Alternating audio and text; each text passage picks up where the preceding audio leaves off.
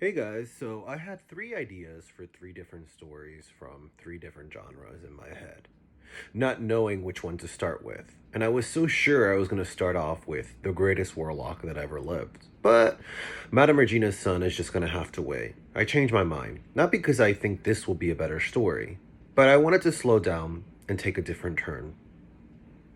I've been writing a lot of mystery, thriller, horror, and fantasy, and I wanted to go into another direction.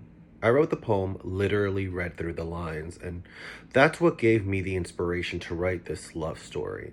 So here it goes. These Are the Days, Episode 3, Ryan's Reason Not to Go.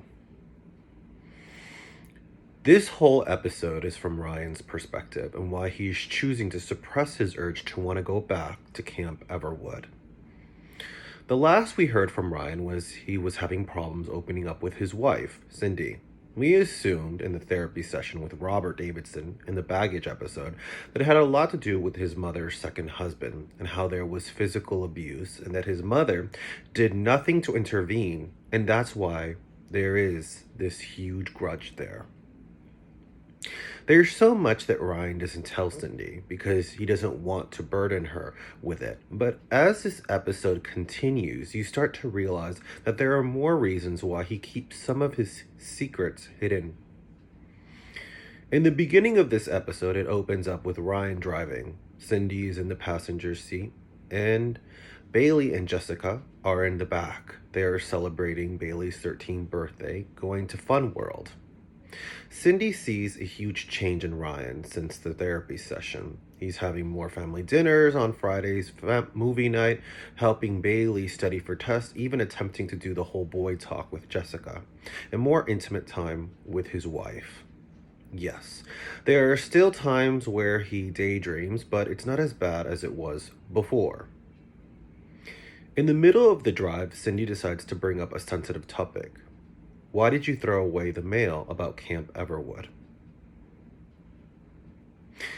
This changed Ryan's whole demeanor. He became more aggressive. Why are you going through my mail? What they don't realize is even though the kids are doing their own thing, they're still listening.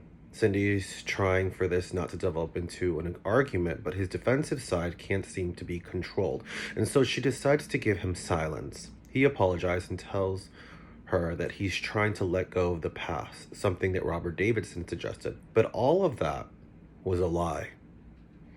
The next day, Ryan decides to phone Robert's office. I thought it was a cute idea for Kalisha to have a tiny appearance. She books him a quick appointment for 12. In therapy session, he opens up, even more than before. He tells Robert that this was kind of an emergency session because he doesn't know what to do with the invite.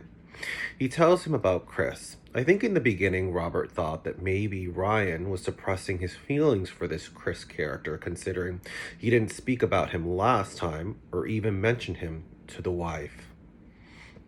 Ryan assured him that the reason he doesn't want to go is because he feels guilty about ignoring him the rest of the year and for his other friends that bullied him and not coming back to camp. The thing I love most about this story is the uncertainty of the characters and where it's going to go. It's not predictable at all, and that's what makes the flow so realistic. At the end of the episode, he makes his decision to go, and even his wife gives him her blessings. Do whatever you have to do to get your mind right, as long as you come back to this family in the end. Stay tuned for the next episode.